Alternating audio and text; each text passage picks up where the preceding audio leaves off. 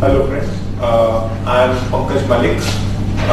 Today we are going to talk about models of disability.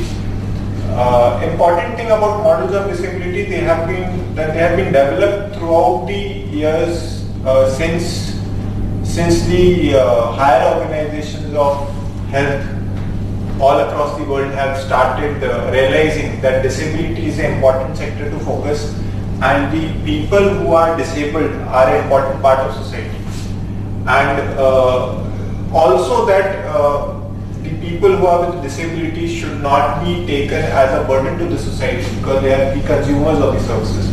It is important for them to convert them into not only clients of the services which they are taking services for. It is also important for them to contribute towards community as a whole in terms of development.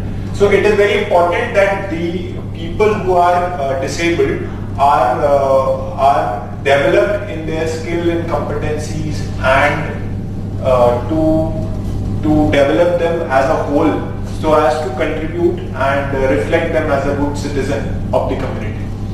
Now saying this, I start with an example. Let us start with the example of a person who is 55 years old and he has knee pain, and knee pain, swelling, deformities are there. Doctor says has diagnosed him with osteoarthritis knee, and he has problem with walking, with stair climbing, with taking out daily activities such as going for a grocery shopping, taking care of his grandson, with which he has to go and drop and pick him up back for home after school. Now, when we say disability, this person has a category which we categorize him into as a locomotor disabled, right? So there are different categories. We'll come on to that. Now, taking this as a locomotor disability, the models which we are going to discuss will focus on the cause of disability, why this person got into this area of impairment or disability which he is not able to overcome, what are the problems in his daily activities of daily living, not only activities, what are the problems which are restricting him to participate to community and to give those to fulfill those roles which he has to fulfill. Now let's start with another example. There is another person who has been diagnosed with HIV positive, right? Now HIV positive person, all of us understand, is not infectable unless it is transfused through blood or serous membranes. But then people who are in a society are not so knowledgeable, or they are not so updated with the mode of transmission and the way the disease can progress.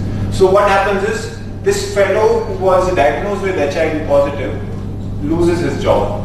He is no longer taken as a part of their friendship group.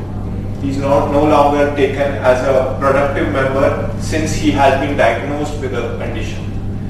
Knowing this, there is no disability, but there is a lot of handicap. I intend to say is, handicap is in social context. Everybody of us should understand that the disability is not in functioning for this person. It is in context to what he is not able to do in a social activity, in a social setting. For example, going to a marriage, participating in a friend's party, participating in somebody's birthday or a community gathering where he is segregated totally just because he is HIV positive. So let me begin with the model. First model which was given was by NAGI. NAGI Sad, his name was. He was a sociologist. He understood this segregation, and he was the first one to connect the health condition with the problems with a person is facing and his functioning in contribution to the community and his daily life. So he came up with a model of NAGI's model. It's called NAGI's model of disability, which was the first given in 1960s. Later on, so many models came, and in 1981, WHO adopted this model of ICIDH. ICIDH is International Classification of Impairment, Disability and Handicap. Now this model focused on the impairments a person has, the resulting disability a person will face because of the impairments, and last is the handicap. Handicap is the social limitation or restriction which a person will feel because of his disability.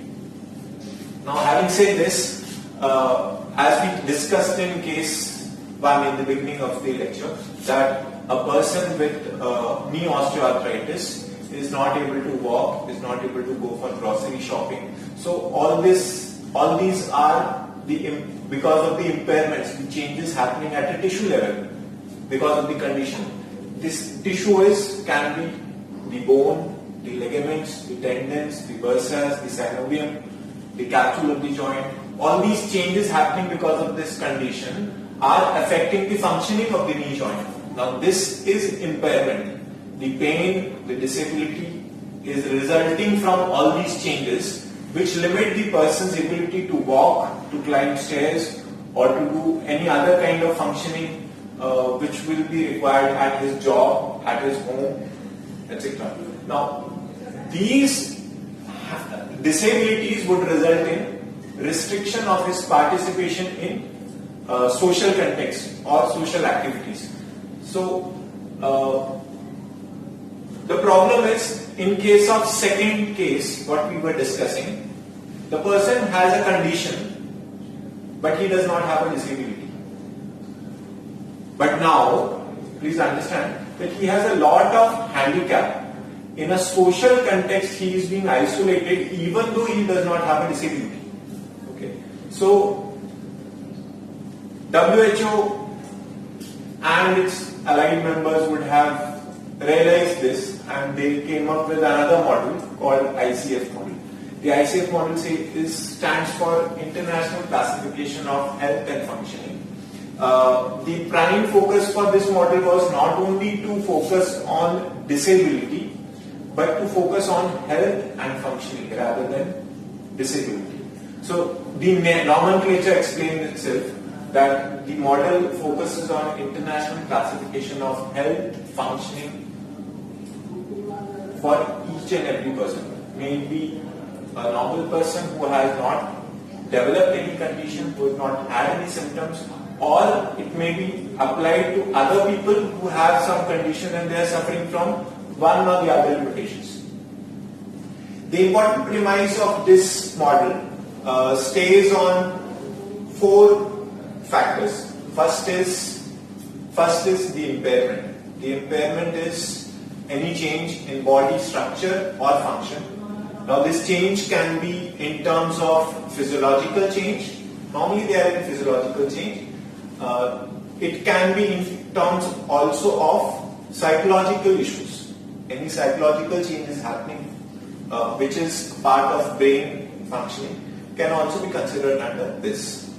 The second premise of this model stays on changes happening in the activity level, which they termed as activity, but in case of people who do not who are not able to perform full activities, it is termed as activity limitation. So what activities they are not able to, so essentially this is the replacement for a term called disability. The disability is being replaced in this model by the term is replaced with activity limitation.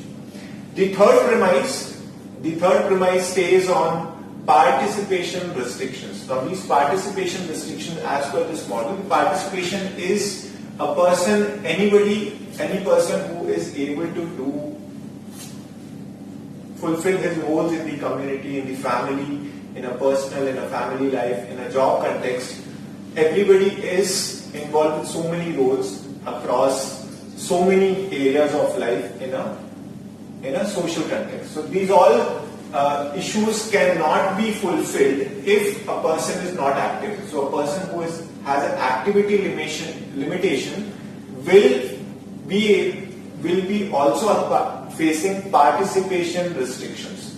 So these are the basic three models in three contexts in which ICF functions.